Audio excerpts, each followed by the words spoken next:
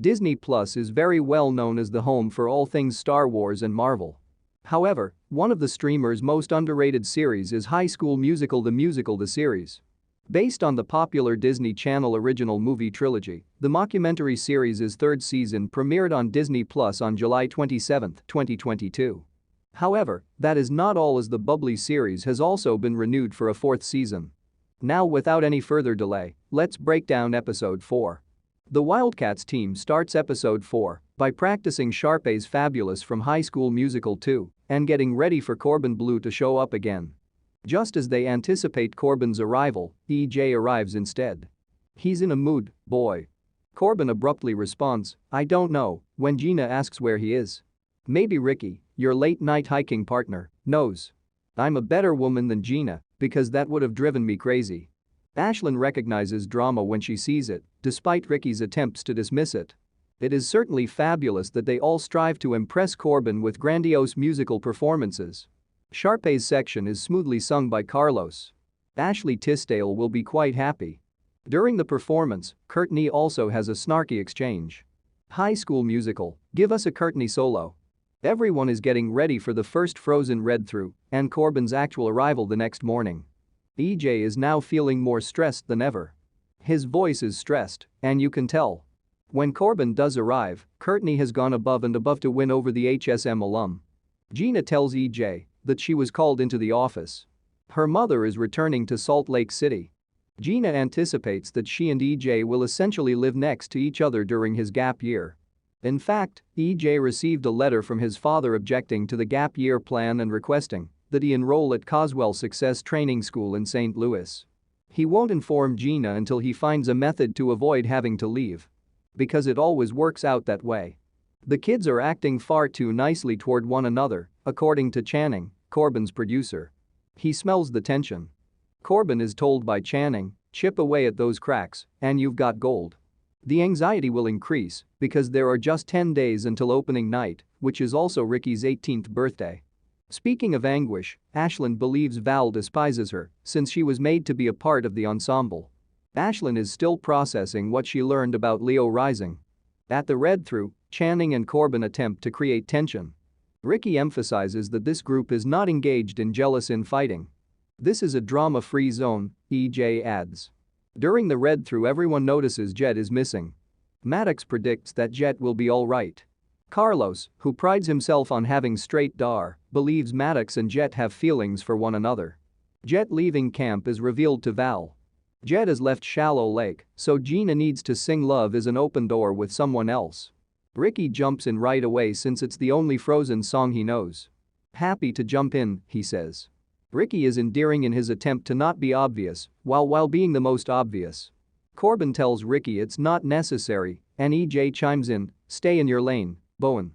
Gina gives EJ a look that says, "Why the heck are you jealous?" Corbin tells EJ that he looks like a 1980s villain and has him sing with Gina. "Villains equal viewers," Corbin says. Gina and EJ perform "Love Is an Open Door" while wearing elaborate costumes. "The duo we adore is this one. They are so adorable."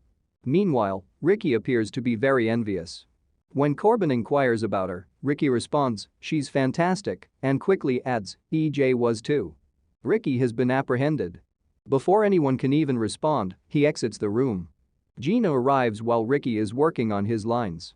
Following some extremely amusing back and forth, Gina begins to read Ricky's bucket list of things he wants to accomplish before turning 18. When EJ sees them, they are still having fun.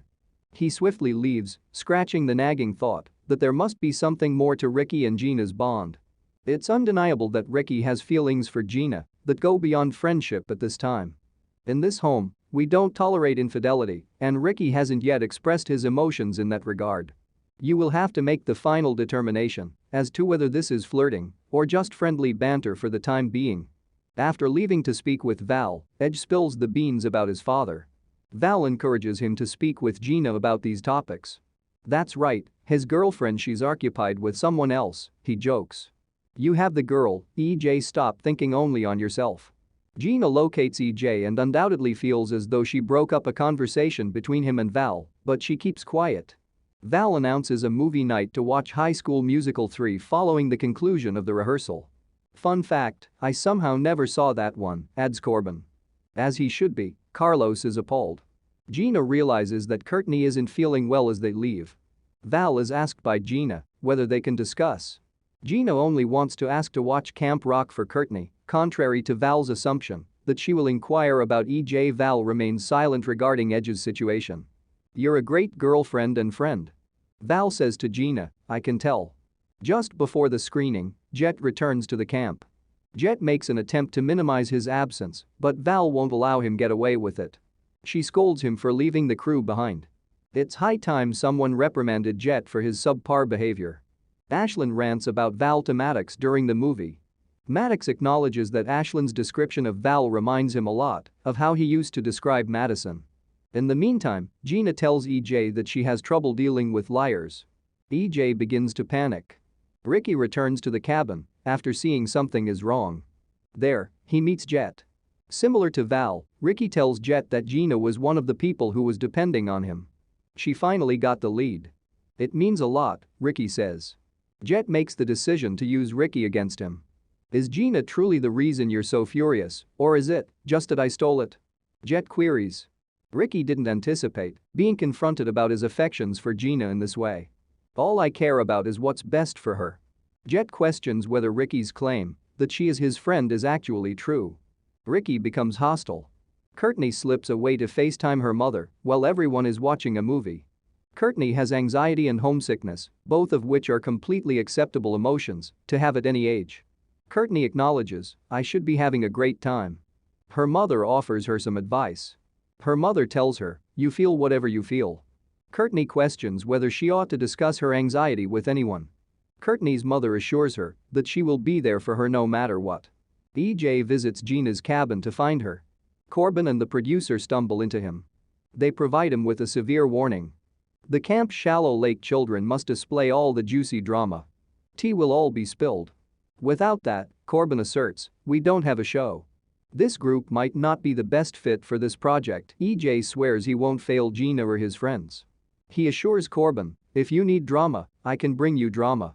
He won't have to put forth a lot of effort to create drama. Gina comes into the letter from EJ's father when she is looking for her script. She inquires about Val's knowledge of the letter. EJ will have to endure the wrath of someone who abhors deceit, but he will get what he deserves.